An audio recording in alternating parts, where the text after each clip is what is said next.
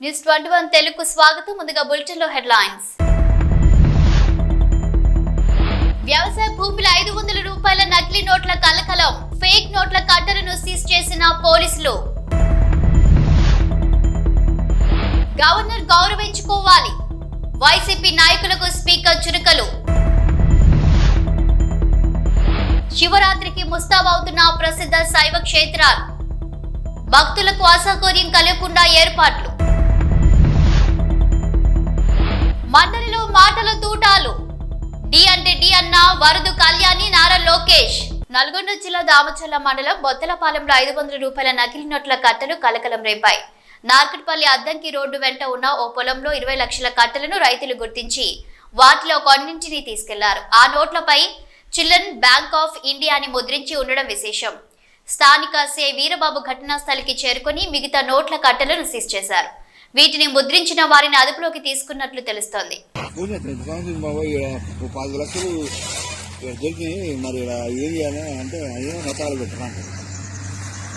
మంచిగా చెప్తారా అనుకుంటున్నారా?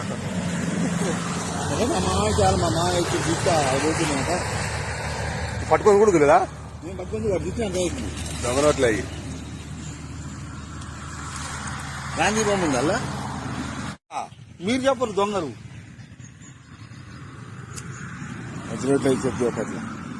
గవర్నర్ ఉభయ సభలను ఉద్దేశించి ప్రసంగిస్తున్న సమయంలో వైసీపీ ప్రవర్తించిన తీరుపై స్పీకర్ అయ్యన్న పాత్రుడు ఆగ్రహం వ్యక్తం చేశారు. నిన్నటి సంఘటన సభ్య సమాజం సిగ్గుపడేలా వైసీపీ నాయకులు వ్యవహరించారన్నారు. సీఎంగా పనిచేసిన వ్యక్తి పార్టీకి అధినేత జగన్ సభ్యత మరిచి ప్రవర్తించారని అన్నారు. పార్టీ సభ్యులు గందరగోళం చేస్తుంటే చూస్తూ నవ్వుతూ కూర్చున్నారే తప్ప వారిని ఆపే ప్రయత్నం చేయలేదని విమర్శించారు. ఉన్నతమైన వ్యక్తిని అగౌరవపరిచేలా ప్లెకార్డ్స్ పట్టుకొచ్చారని పోడియంపై విసిరేశారని అన్నారు.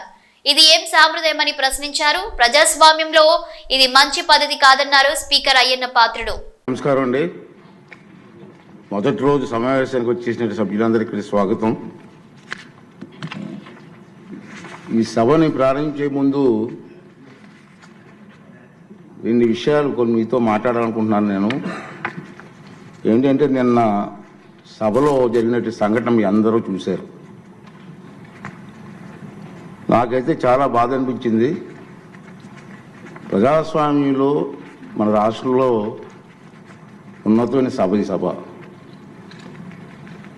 ఆ సభకి ప్రసంగించడం కోసం ముఖ్య అతిథిగా గవర్నర్ గారిని అతిథిగా మనం ఆహ్వానించుకున్నాం. అతన్ని గౌరవించవలసిన బాధ్యత అందరూ సభ్యులందరూ మీద ఉంది, మీ అందరికీ తెలిసిన విషయమే. అటువంటి గవర్నర్ గారు ఉపన్యాసం చేస్తున్నప్పుడు నిన్న జరిగిన సంఘటన సభ్య సమాజం సిగ్గుపడవలసిన విషయం నేను భావిస్తున్నాను.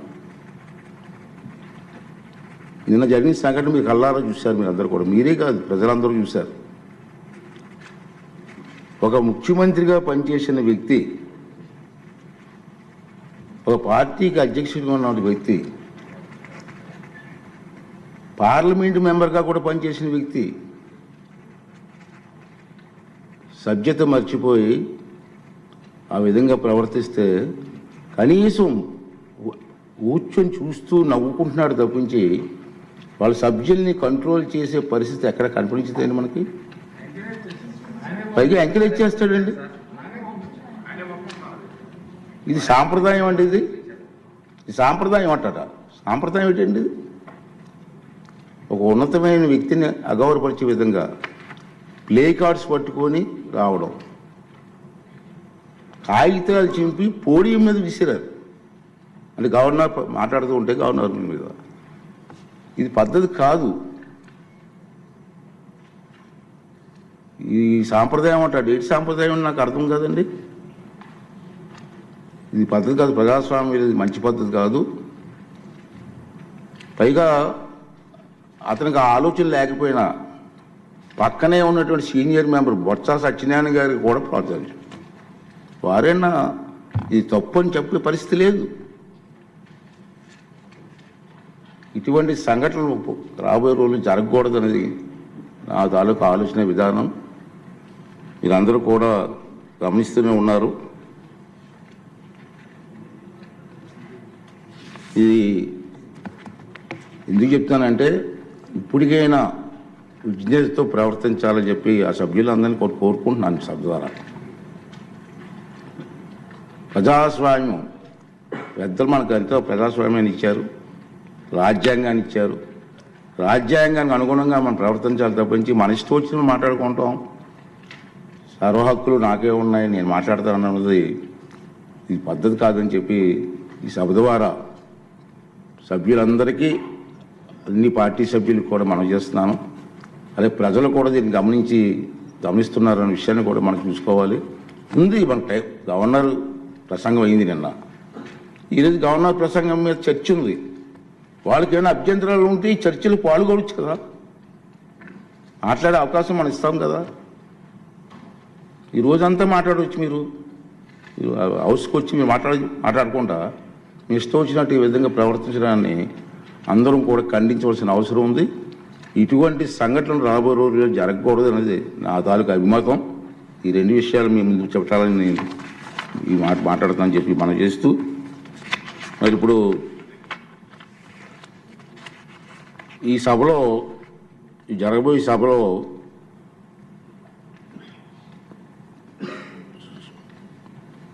ప్యానల్ సభ్యులుగా మండల బుద్ధప్రసాద్ గారు, వరదరాజుల రెడ్డి గారు, జ్యోతుల్ నెహ్రూ గారు, కోళ్ళ లలిత్ కుమార్ గారు, దాసరి సుధ గారు, విష్ణు కుమార్ రాజు గారు వీరిని నియమించడం జరిగింది. ఆల్రెడీ మన లాస్ట్ టైం కూడా అనౌన్స్ చేసాం. మధ్యలో ఏమన్నా గ్యాప్ వస్తే వాళ్ళు కూడా సభను నడిపించవలసిందిగా, వారిని కూడా రెడీగా ఉండవలసిందిగా మీ ద్వారా వాళ్ళని కోరుకున్నాను. ఏజెండాలో పేర్కొన్న మొదటి పత్రం సభ సమక్షంలో ఉంచినట్లుగా భావించవలను. ఉభయ సభలో సభ్యులను ఉద్దేశించి 24 ఫిబ్రవరి 25 గవర్నర్ గారు చేసిన ప్రసంగాన్ని ప్రతిని సెక్రటరీ జనరల్ సభ సమక్షంలో ఉంచుతారు. గౌరవ స్పీకర్. శివరాత్రి పర్వదినానికి తెలంగాణలోని ప్రసిద్ధ శైవ క్షేత్రాలు ముస్తాబవుతున్నాయి.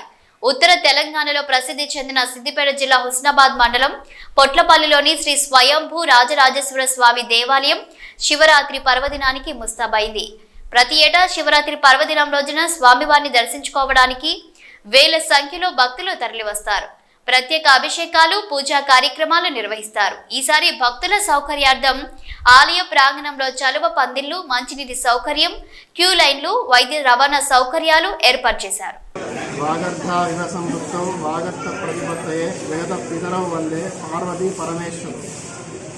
ఒక చెంబెడు నీళ్లు పోయగానే మనకు వరాలిచ్చేటువంటి దేవుడు పరమేశ్వరుడు. అటువంటి పరమేశ్వరుడు శ్రీ స్వయంభూ రాజేశ్వర స్వామిగా పొట్లపల్లి గ్రామం, హుస్నాబాద్ మండలం, జిల్లా సిద్దిపేట యందు 1996 సంవత్సరం లోపల శ్రావణ మాస శివరాత్రి రోజున భూమిలో నుండి వెలువడడం జరిగింది. ఈ స్వామివారికి ప్రత్యేకత ఏమిటంటే బ్రహ్మసూత్రం కలిగి ఉండదు. ఇటువంటి బ్రహ్మసూత్రాన్ని కలిగి ఉన్నటువంటి స్వామివారిని ఒక్కసారి దర్శనం చేసుకున్నా కానీ, ఒక్కసారి పూజ చేసినా కానీ 1 సార్లు పూజ చేసినటువంటి ఫలితం వస్తుంది. ఈ స్వామివారు గ్రామం లోపల చిలివేరు పోచయ్య అనేటువంటి ఒక కుమ్మరివారి ఇంటి పునాదుల లోపల భూగర్భం నుండి వెలువడడం జరిగింది. 96 నుండి 2006 వరకు ఊరి రేణుకానది తీరాన స్థలం తీసుకొని 3 ఎకరాల స్థలంలో ఈ భవ్యమైనటువంటి ఆలయాన్ని నిర్మించడం జరిగింది. ఈ నిర్మాణం రాజ నిర్మాణం కాబట్టి ఆలయం నిర్మించడానికి 10 సంవత్సరాల కాలం పట్టింది. అప్పటి నుండి దేవుడు వెళ్ళినప్పటి నుండి కూడా భక్తులు లక్షలాదిగా వచ్చి వారి యొక్క కోరికలు తీర్చుకుంటున్నారు. ఉడుపులు కట్టడం కానీ, ఇక్కడ కోడె మొక్కలు కట్టడం కానీ, తర్వాత రుద్రాభిషేకము, వాహన పూజలు, నిత్యార్చనలు అన్నీ వైభవంగా జరుగుతాయి. ప్రతి సోమవారము, తర్వాత శ్రావణ మాసము, కార్తీక మాసము, మహాశివరాత్రి రోజున అత్యంత వైభవంగా జరుగుతాయి. మహాశివరాత్రి రోజున సుమారు 1,00,000 మంది జనం వచ్చేటువంటి అవకాశం ఉంది. ఈ సంవత్సరం కూడా 1,00,000 మంది వచ్చే అవకాశం ఉన్నందున దేవాదాయ శాఖ ధర్మాదాయ శాఖ వారి ఆధ్వర్యంలోనే ఆలయం నిర్వహించబడుతున్నది. ప్రస్తుతానికి భక్తులు సేద తీరడానికి లైట్ పెండల్స్ కానీ దేవాలయానికి లైటింగ్ అరేంజ్మెంట్ కానీ తర్వాత వచ్చేటువంటి సిబ్బందికి క్యాటరింగ్ కానీ పూల అలంకరణ కానీ ఇవన్నీ ఏర్పాట్లు జరుగుతున్నది. ప్రతి సంవత్సరం కూడా అనేక మంది భక్తులు వచ్చి వారి కోరికలు తీర్చుకుంటారు. సంవత్సరం మన హుస్నాబాద్ నియోజకవర్గానికి సంబంధించినటువంటి ఎమ్మెల్యేలు కానీ తర్వాత మంత్రులు కానీ ఈ కందగడ్డ ప్రసాదాన్ని ఇక్కడ వితరణ చేస్తారు. అట్లనే మన ఎంపీ గారు బండి సంజయ్ గారు చల్ల ప్యాకెట్లు అందించడం జరుగుతుంది. పొన్నం ప్రభాకర్ గారు ఈ సంవత్సరం 20 క్వింటాల కందగడ్డను భక్తులకు అందజేస్తున్నారు. అట్లనే ఇంకా కొన్ని స్వచ్ఛంద సంస్థలు కూడా మజ్జిగ ప్యాకెట్లను అందిస్తున్నారు. మణిహాస్ వాటర్ ప్లాంట్ వాళ్ళు వాటర్ అందజేస్తున్నారు. శ్రీరామ్ కిడ్స్ వాళ్ళు కానీ ఇవన్నీ వాటర్ అందజేస్తున్నారు. బుధవారం రోజు మహాశివరాత్రి జాతర సందర్భంగా ఇట్టి జాతర ప్రత్యేకమైన మన శివరాత్రి రోజు స్వామివారికి అభిషేకాలు జరుగును. కావున భక్తులందరూ అధిక సంఖ్యలో పాల్గొనాలని మనవి. ఇట్టి శివరాత్రి జాతరకు ఇచ్చేసే భక్తులు ఇది స్వయంభూరాజేశ్వర స్వామి క్షేత్రము, పొట్లపల్లి, హుస్నాబాద్ మండలము, హుస్నాబాద్ నియోజకవర్గం, సిద్దిపేట జిల్లా. ఇట్టి సిద్దిపేట నుండి బస్ సౌకర్యము, మరియు హన్మకొండ, కరీంనగర్ నుండి హుస్నాబాద్ నుండి బస్ సౌకర్యం కలదు. ఈ శివరాత్రి జాతరకు ఇచ్చేసే భక్తులకు అన్ని రకాల సదుపాయాలు, సలవ పందిలు అయిపోయింది, మంచినీటి సౌకర్యము, మజ్జిగ, పండ్లు, వైద్య శిబిరమైన, రెవెన్యూ వాళ్ళు, రోడ్డు ఇవన్నీ కల్పిస్తున్నారు. మండలిలో నారా లోకేష్ వర్సెస్ వరద కళ్యాణి మధ్య మాటల తూటాలు పేలాయి. ఇరువురు ఎక్కడ తగ్గకుండా తమదైన శైలిలో ప్రజా సమస్యలపై గొంతెత్తారు. కూటమి ప్రభుత్వం ఇచ్చిన హామీలపై, నిరుద్యోగ సమస్యపై వరద కళ్యాణి మాట్లాడగా నారా లోకేష్ కూడా స్పష్టమైన జవాబు ఇవ్వడం జరిగింది. అధికారంలోకి వచ్చాక తొలి సంతకమేమో మెగా డిఎస్సి మీద పెట్టారు అధ్యక్ష. 6 నెలల్లో డిఎస్సి ఉద్యోగాలు భర్తీ చేస్తామన్నారు అధ్యక్ష. 9 నెలలు అయ్యింది అధ్యక్ష, ఒక్క టీచర్ పోస్ట్ కూడా భర్తీ చేయలేదు అధ్యక్ష. అలాగే తీసుకుంటే గౌరవ మంత్రివర్య లోకేష్ గారు జనవరి 1వ తేదీన జాబ్ క్యాలెండర్ ఇస్తామని మంత్రివర్యం చెప్పడం జరిగింది అధ్యక్ష. క్యాలెండర్ ఇయర్ మారిపోయింది కానీ జాబ్ క్యాలెండర్ మాత్రం ఇవ్వలేదు అధ్యక్ష. అలాగే ప్రభుత్వ ఉద్యోగుల పరిస్థితి, ప్రభుత్వ ఉద్యోగులకి ఏంటంటే 9 నెలల్లో ప్రభుత్వం తాలూకు నిజ స్వరూపం తెలిసిపోయింది అధ్యక్ష. ఎందుకంటే ఒక్క డిఏ కూడా 9 నెలల్లో ఇవ్వలేదు అధ్యక్ష. అసలు ఒక్క డిఏ కూడా ఇవ్వని ఏడాది ఏదైనా ఉందంటే అది ఈ కూటమి ప్రభుత్వంలో ఉన్న ఈ పరిపాలనలోనే అధ్యక్ష. అలాగే అధికారంలోకి రాగానే ఐఆర్ ఇస్తామన్నారు అధ్యక్ష. 9 నెలలు అయింది, 9 పైసలు కూడా ఇవ్వలేదు అధ్యక్ష. ఉద్యోగులకేమో పిఆర్సీ ఇస్తామన్నారు అధ్యక్ష. గతంలో జగన్మోహన్ రెడ్డి గారు వేసిన పిఆర్సీ కమిషన్ చైర్మన్ ఏమో బెదిరించి రాజీనామా చేయించారు అధ్యక్ష. ఇప్పుడు 9 నెలలు అయినా కూడా కొత్త చైర్మన్ ని అపాయింట్ చేయలేదు అధ్యక్ష. అధ్యక్ష చైర్మన్లు బెదిరిస్తాయంట అధ్యక్ష. ఎక్కడ బెదిరించా? మేడం గారు వైకాపా ప్రభుత్వం అనుకుంటున్నారు. ఇది ఎన్డీఏ ప్రభుత్వం అధ్యక్ష. ఇక్కడ ఎవరిని బెదిరించట్లేదు. చట్టపరంగా ఏమన్నా చేస్తాం. చైర్మన్లు బెదిరించాలంటే ఎట్లా అధ్యక్ష? ఇది రద్దు చేస్తారన్నారు, రద్దు చేస్తారా చెప్పనండి సార్. సరెండర్లు ఎన్ని పెండింగ్ పెట్టి వెళ్ళారు సార్. పోలీస్ సోదరులు రావాల్సిన సరెండర్ చాలా పెండింగ్ పెట్టాం.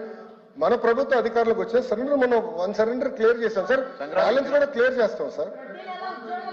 జీతాలు సకాలంగా 1వ తారీఖు నాడు చెల్లిస్తున్నాము అని చేస్తున్నాం. సింపుల్ గా ఇట్లా చైర్మన్లు బెదిరించారంటే మీరు ఒప్పుకుంటే ఎట్లా అధ్యక్ష? ఇది దయచేసి అర్థం చేయండి అధ్యక్ష. ఎన్ని రికార్డు నుంచి తొలగించాలి అధ్యక్ష. చైర్మన్లు బెదిరించాం, ఇది కరెక్ట్ కాదు అధ్యక్ష. దయచేసి అర్థం చేసి కోరుతున్నాం. రిప్లైలో 9 నెలల్లో కాంట్రాక్ట్ ఉద్యోగులు, అవుట్ సోర్సింగ్ ఉద్యోగులు రోడ్డెక్కే పరిస్థితి అయితే వచ్చింది అధ్యక్ష. వీటన్నిటి మీద కూడా గవర్నర్ గారు అయితే తన ప్రసంగంలో చెప్పలేదు అధ్యక్ష. అలాగే చంద్రబాబు నాయుడు గారు, పవన్ కళ్యాణ్ గారు వీళ్ళు లేకపోతే మోడీ గారు ప్రభుత్వమే ఉండదు అనేసి పెద్దలందరూ చెప్తూ ఉంటారు అధ్యక్ష. అంటే చాలా మంచి అవకాశం. నేను ఒప్పుకోట్లేదు. ఐఎమ్ సారీ అధ్యక్ష. No no no no no. ఎవరు చెప్పారు అధ్యక్ష? అది ఎవరు చెప్పారు? ఎవరు చెప్పారమ్మా? ఎవరు చెప్పారు తల్లి? ఎవరు చెప్పారు సార్? అధ్యక్ష, రాష్ట్ర ప్రయోజనాల కోసం అన్కండిషనల్ గా ఇటు చంద్రబాబు నాయుడు గారు కానీ అటు పవన్ కళ్యాణ్ గారు కానివ్వండి, ఇద్దరు నాయకులు కలిసికట్టుగా ఇండియాకి సపోర్ట్ చేశారు. ఎన్నికల ముందల, ఎన్నికలు అయిన తర్వాత రిజల్ట్స్ వస్తుంటే కరెక్ట్ గా 1 అవర్ తర్వాత గౌరవ ముఖ్యమంత్రి చంద్రబాబు నాయుడు గారు స్వయంగా హోంమంత్రి గారికి, ప్రధానమంత్రి గారికి ఫోన్ చేసి కంగ్రాచులేషన్స్, కలిసికట్టుగా ఈరోజు ఎన్డీఏ ప్రభుత్వం 3వసారి ఏర్పడుతుంది అని అన్కండిషనల్ సపోర్ట్ ఇచ్చాం అధ్యక్ష. మేము పదవులు అడగలేదు అధ్యక్ష. రాష్ట్రానికి నిధులు ఇవ్వండి, రాష్ట్రాన్ని కాపాడండి, దివాలా ఎత్తేసింది, చాలా ఆర్థిక ఇబ్బందులు ఉంది, గత ప్రభుత్వం చేతకానితనం వల్ల ఇబ్బంది పడుతున్నాం, మీరు ఆదుకోండి అని చెప్తే రైల్వే జోన్ తీసుకొచ్చా అధ్యక్ష, విశాఖ ఉక్కుని కాపాడే అధ్యక్ష, చివరి అమరావతిని నిధులకి తీసుకొచ్చా అధ్యక్ష, పోలవరంకి నిధులు తీసుకొచ్చా అధ్యక్ష. అది ఈ రోజు మన ప్రభుత్వానికి ఉన్న చిత్తశుద్ధి అధ్యక్ష. మేము ఎక్కడ చెప్పలేదు అధ్యక్ష, దయచేసి మేడం గారు has to withdraw that point. మేము ఒప్పుకోవట్లేదు అధ్యక్ష. అది మటుకు ఏదో మేము సపోర్ట్ చేయకపోతే మేము ఎక్కడో చెప్పినట్లు ఇది సత్యదూరం అధ్యక్ష. మేడం గారు has to withdraw that point అధ్యక్ష. ఇది చాలా సీరియస్ గా మేము తీసుకుంటాం అధ్యక్ష. అందరూ అంగీకరించాల్సిన నిజం, మన రాష్ట్రంలో ఉన్న ఎంపీల మీద కేంద్ర ప్రభుత్వం ఆధారపడి ఉంది అనేది నిజం కదండి అధ్యక్ష. సో ఇది చాలా మంచి అవకాశం అని చెప్తున్నారు అధ్యక్ష. అధ్యక్ష చూడండి అధ్యక్ష, మాట మార్చుతారు. స్టేట్మెంట్ ఏంటి, మనోడే రాస్తున్నారు, స్టెనో ఉన్నారు, స్టేట్మెంట్ ఏంటి అధ్యక్ష? నేను అది రికార్డ్ నుంచి తొలగించాలి అధ్యక్ష. అది సీరియస్ అలిగేషన్. సీరియస్ అలిగేషన్ చేశారు మేడం గారు, మా పైన ఆరోపణలు చేస్తున్నారు. నేను ఎక్కడో స్టేట్మెంట్ ఇచ్చినట్టు మాట్లాడినట్టు ఉంది, లేదా తెలుగుదేశం పార్టీ సభ్యులు ఏదో స్టేట్మెంట్ ఇచ్చినట్టు మాట్లాడారు, కరెక్ట్ కాదు అధ్యక్ష. నో మేడం గారు వస్తే విత్డ్రా దట్ అధ్యక్ష. చాలా స్పష్టంగా అధ్యక్ష, మేడం గారు ఏమన్నారంటే మేము ఎక్కడో స్టేట్మెంట్ ఇచ్చినట్టు, మా పైన కేంద్ర ప్రభుత్వం ఆధారపడి ఉంది అని వక్రీకరిస్తూ మేడం గారు స్టేట్మెంట్ ఇచ్చారు అధ్యక్ష. నేను మళ్ళీ చెప్తున్నా, అన్కండిషనల్ సపోర్ట్ చేశాం, రాష్ట్ర ప్రయోజనాల కోసం చేశాం. గత 9 నెలలు పూర్తి చేయండి సార్. మీరేమన్నారు అధ్యక్ష? ఒక్క నిమిషం, మీ నాయకులు ఏమన్నారు అధ్యక్ష? పులివెందుల ఎమ్మెల్యే ఏమన్నారు? గతంలో మెడలో ఉంచి ప్రత్యేక హోదా తెస్తా అన్నాడు. ఏమైంది? ఒక్క నిమిషం సార్, మేము 2 ఒక్క నిమిషం 24 ఎన్నికల్లో ఏం చెప్పాం? డబుల్ ఇంజిన్ సర్కార్ అని చెప్పాం. డబుల్ ఇంజిన్ సర్కార్ ఇప్పుడు వచ్చింది. కేంద్రం రాష్ట్రం ఒకే ప్రభుత్వం ఉంది. రైల్వే జోన్ ఎవరు కాపాడారా? నేను కాపాడాను. విశాఖకు మీరు పెద్ద పెద్ద మాటలు మాట్లాడుతున్నారు. 13,000 కోట్లు చంద్రబాబు గారు పైన నాయకత్వం మేము తీసుకొచ్చాం అధ్యక్ష. 13,000 కోట్లు తీసుకొచ్చాం. గొడ్డు చాకరీ చేయించుకున్న 600 మాత్రమే కూలీ మాత్రమే ఇస్తున్నారు అంటూ ఎస్ఎల్బీసీ కార్మికులు ఆవేదన వ్యక్తం చేశారు. రోజుకి 10 గంటలు గొడ్డు చాకరీ చేయించుకుని కేవలం 600 కూలీ చెల్లిస్తున్నారంటూ వాపోయారు. ప్రమాదం ఉందని తెలిసినా మళ్లీ మట్టి తొలగించడానికి రమ్మని పిలుస్తున్నారని, మేము లోపలికి వెళ్లాక మళ్లీ టన్నెల్ కూలితే మా పరిస్థితి ఏంటి అని ప్రశ్నిస్తున్నారు. 3 నెలలుగా కూలీ ఇవ్వట్లేదు, అడిగితే ఇష్టం ఉంటే చెయ్యండి లేకపోతే మానేయండి అంటున్నారని వాపోతున్నారు ఎస్ఎల్బీసీ కార్మికులు. రాష్ట్ర ప్రయోజనాల కోసం ఎన్నికల ముందే ఎన్డీఏకు మద్దతు తెలిపాం. మేం పదవులు ఏమీ కోరలేదు, రాష్ట్రానికి నిధులు ఇవ్వాలని అడిగాం. మాపైనే కేంద్ర ప్రభుత్వం ఆధారపడినట్లు మేం చెప్పినట్లు వక్రీకరిస్తున్నారు. టీడీపీ జనసేన 2 కలిసి ఎన్డీఏకు మద్దతు తెలిపాయి. రైల్వే జోన్ తెచ్చాం, విశాఖ ఉక్కుని కాపాడాం, అమరావతి పోలవరానికి కేంద్రం నుంచి నిధులు తీసుకొచ్చాం. నేను ఒప్పుకోట్లేదు. ఐఎమ్ సారీ అధ్యక్ష. నో ఎవరు చెప్పారు అధ్యక్ష? అది ఎవరు చెప్పారమ్మా? ఎవరు చెప్పారు తల్లి? ఎవరు చెప్పారు సార్? అధ్యక్ష, రాష్ట్ర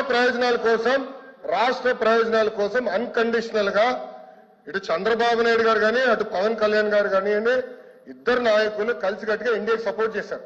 ఎన్నికల ముందల, ఎన్నికలు అయిన తర్వాత రిజల్ట్స్ వస్తుంటే కరెక్ట్ గా 1 hour తర్వాత గౌరవ ముఖ్యమంత్రి చంద్రబాబు నాయుడు గారు స్వయంగా హోంమంత్రి గారికి, ప్రధానమంత్రి గారికి ఫోన్ చేసి కంగ్రాచులేషన్స్, కలిసికట్టుగా ఈరోజు ఎన్డీఏ ప్రభుత్వం 3వసారి ఏర్పడుతుంది అని అన్కండిషనల్ సపోర్ట్ ఇచ్చాం అధ్యక్ష. మేము పదవులు అడగలేదు అధ్యక్ష. రాష్ట్రానికి నిధులు ఇవ్వండి, రాష్ట్రాన్ని కాపాడండి.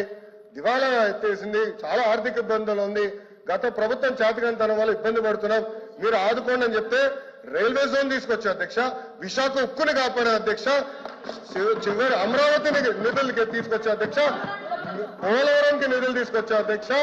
అది ఈ రోజు మన ప్రభుత్వానికి ఉన్న చిత్తశుద్ధి అధ్యక్ష. మేము ఎక్కడ చెప్పలేదు అధ్యక్ష. దయచేసి మేడం గారు has to withdraw that point. మేము ఒప్పుకోవట్లేదు అధ్యక్ష. అది మటుకు ఏదో మేము సపోర్ట్ చేయకపోతే మేము ఎక్కడో చెప్పినట్లు ఇది సత్యదూరం అధ్యక్ష. రోడ్డు పక్క హోటల్లో టిఫిన్ చేసిన పీసీసీ చీఫ్ మంత్రి పొన్నం ప్రభాకర్లు పట్టభద్రుల ఎమ్మెల్సీ ఎన్నికల ప్రచారంలో భాగంగా సిద్దిపేట నుండి కరీంనగర్ వెళ్తుండగా శనిగరం వద్ద రోడ్ సైడ్ హోటల్ వద్ద ఆగి టిఫిన్ చేస్తూ కార్యకర్తలతో పీసీసీ చీఫ్ మహేష్ కుమార్ గౌడ్, మంత్రి పొన్నం ప్రభాకర్లు ముచ్చటించారు. ఎమ్మెల్సీ ఎన్నికలు ఎవరికి ఓటేస్తారని అడిగి తెలుసుకున్నారు. హోటల్లో ఉన్న వారందరితో మంత్రి పేరు పేరున అడిగి ముచ్చటించారు.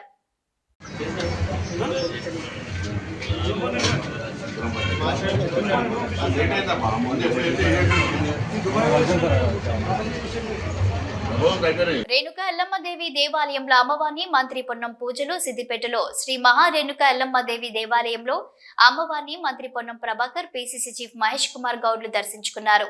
అనంతరం సిద్దిపేట హనుమాన్ నగర్ లో రావి చెట్టు హనుమాన్ ఆలయంలో స్వామివారిని దర్శించుకుని ప్రత్యేక పూజలు చేశారు.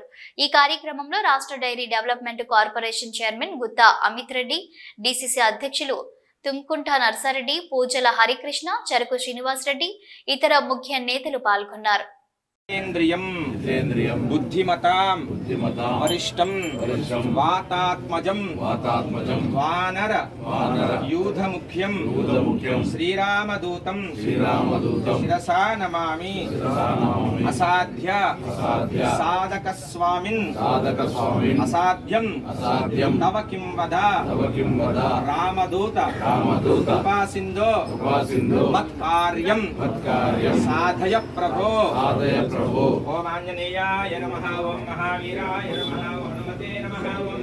శ్రీరాంపూర్ మండల కేంద్రంలోని కునారం, పెద్దరాతుపల్లి, వెన్నంపల్లి, పెగడపల్లి గ్రామాల్లో ఈ నెల 27వ తారీఖున జరగబోయే పట్టభద్రుల ఎమ్మెల్సీ భాగంగా శ్రీరాంపూర్ మాజీ ఎంపీపీ గోపగాని సారయ్య, మండల పార్టీ అధ్యక్షులు గాజునవేన సదయ్య, మాజీ జడ్పీటీసీ లంక సదయ్య ఆధ్వర్యంలో విస్తృత ప్రచారం చేశారు. నరేందర్ రెడ్డికి మొదటి ప్రాధాన్యత ఓటు వేసి అత్యధిక మెజారిటీతో గెలిపించాలని కోరారు. ఈ కార్యక్రమంలో మాజీ సర్పంచ్ డొంకన మొగిలి, పానస మల్లయ్య, ఓరుగంటి కొమరయ్య, మాజీ ఎంపీటీసీ సాధనవేన కొమరయ్య, గోపగోని మల్లేష్, పోల్సాని సునీల్ రావు పాల్గొన్నారు. కాంగ్రెస్ పార్టీ జిందాబాద్. విజయన నాయకత్వం వర్ధిల్లాలి. విజయన నాయకత్వం వర్ధిల్లాలి. పట్టభద్రుల ఐక్యత వర్ధిల్లాలి. పట్టభద్రుల ఐక్యత వర్ధిల్లాలి. పట్టభద్రుల ఐక్యత వర్ధిల్లాలి. ప్రభుత్వానికి పట్టభద్రులకు వారధిగా ఉండేటువంటి నరేందర్ రెడ్డి గారిని గెలిపించాలి. ప్రభుత్వానికి పట్టభద్రులకు వారధిగా ఉండేటువంటి నరేందర్ రెడ్డి గారిని గెలిపించాలి. జై కాంగ్రెస్, జై కాంగ్రెస్, జై కాంగ్రెస్, జై కాంగ్రెస్.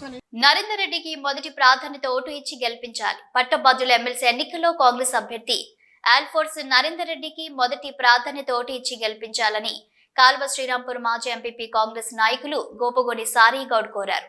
పెద్దపల్లి జిల్లా కాల్వ శ్రీరాంపూర్ మండలంలోని పెగడపల్లి గ్రామంలోని సన్షైన్ పాఠశాల సరస్వతి విద్యాలయంతో పాటు గ్రామంలో పట్టభద్రుల ఎమ్మెల్సీ ఎన్నికల్లో కాంగ్రెస్ అభ్యర్థి ఆల్ఫోర్స్ నరేందర్ రెడ్డికి మద్దతుగా మాజీ ఎంపీపీ కాంగ్రెస్ నాయకులు గోపగోని సారీ గౌడ్ పట్టభద్రులను కలిసి కాంగ్రెస్ అభ్యర్థి ఆల్ఫోర్స్ నరేందర్ రెడ్డికి మొదటి ప్రాధాన్యత ఓటు ఇచ్చి గెలిపించాలని వారు కోరారు.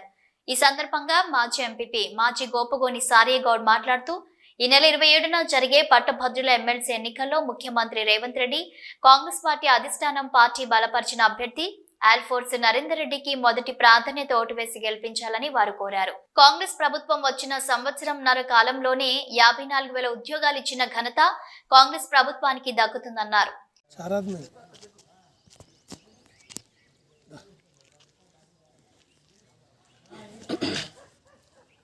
ఈరోజు పెగడపల్లి గ్రామంలోని సరస్వతి విద్యానికేతన్, తర్వాత క్రీసెంటు స్కూలు, తర్వాత శ్రీరాంపూర్ మండల కేంద్రంలోని SBI బ్యాంకులో పనిచేసే అటువంటి ఉద్యోగస్తులను, గ్రాడ్యుయేట్స్ని అందరినీ కూడా అక్కడ టీచర్స్ గ్రాడ్యుయేట్స్, తర్వాత ఇక్కడ బ్యాంకులో పనిచేసే గ్రాడ్యుయేట్స్ అందరినీ కూడా శ్రీరాంపూర్ మండల శాఖ ఆధ్వర్యంలో వారిని కలవడం జరిగింది.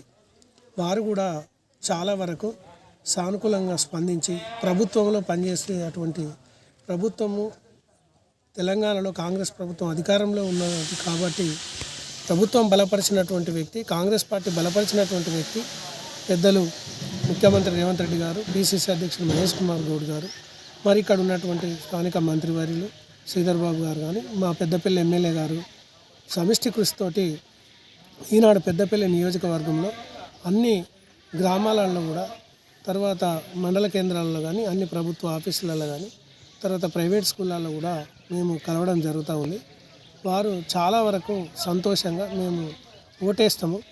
మొదటి బులెటిన్ ముగించే ముందు హెడ్లైన్స్ మరోసారి.